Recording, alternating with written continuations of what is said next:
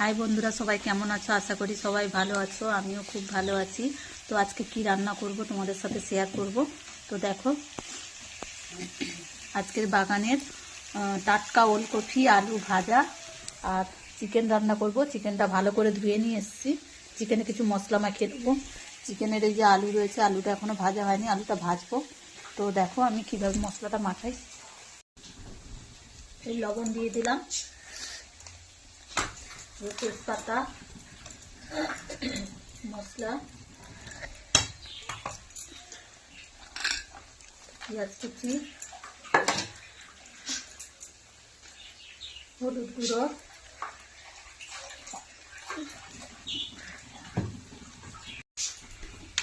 সরষের তেল দিয়ে মাংসটাকে ভালো করে ম্যারিনেট করব। তেলটা গরম হয়ে গেছে, শুকনো লঙ্কা একটু জিরে ফোড়ন দিলাম, পেঁয়াজ দিলাম, গরম মশলা, চিকেনটা কষি দিয়ে দিলাম। তোমরা দেখতে থাকো বন্ধুরা। তো চিকেনটা ভালো করে কষিয়ে নিয়েছি, এবার জল ঢেলে দেবো। তো চিকেনটা ফাইনালি কমপ্লিট হয়ে গেছে বন্ধুরা। দেখো, কমেন্ট করে জানিও কেমন হয়েছে। আর সবাই চলে এসো লাঞ্চের জন্য, আমরা একটু পরে লাঞ্চ করবো। চলো, টাটা, বাই বাই।